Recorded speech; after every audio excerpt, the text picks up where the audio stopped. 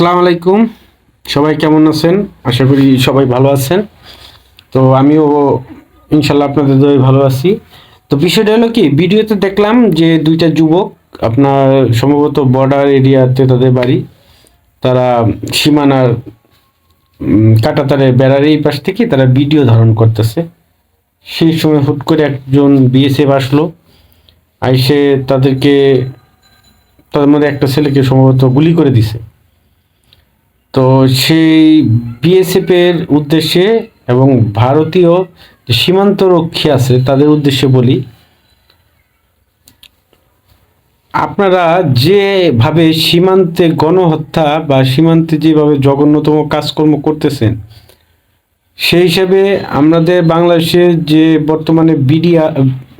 বর্তমানে BGB BGB column এখনো অনেক ধৈর্য পরীক্ষা দিচ্ছে।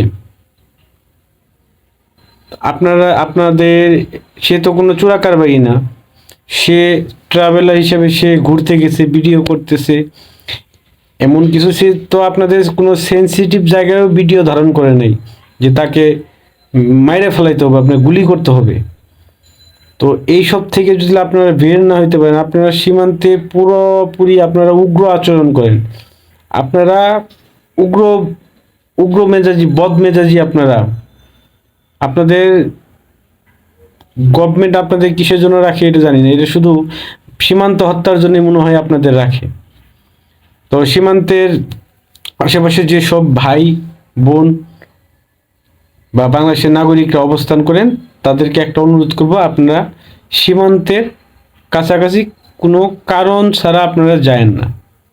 কারণ তারা উগ্রবাদী, তারা অরিজিনাল, তারা উগ্রবাদী, তারা বিনা কারণে গুলি করে মানুষ মারে পাখির মতো।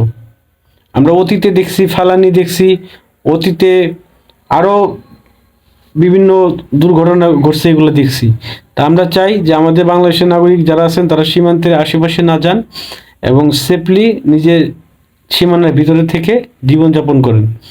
আর এইদিকে আমাদের বিজিবি সদা সর্বদা প্রস্তুত থাকুন, বা আপনাদের দায়িত্ব, আপনারা সুশৃঙ্খলভাবে আপনার দায়িত্ব পালন করুন। আপনারা বাংলাদেশের নাগরিকদের আপনারা বোঝানোর চেষ্টা করুন যে সীমান্তের কাছে যেন তারা না যায়। ভালো থাকবেন, সুস্থ থাকবেন। আসসালামু আলাইকুম। আর আরেকটা অনুরোধ থাকবো, যদি এই ভিডিওটা কেউ দেখেন, আমি চাই যে ইন্ডিয়ার যে গভর্নমেন্ট যদি সম্ভব হয় এই হত্যার বিচার করার আমি করবেন।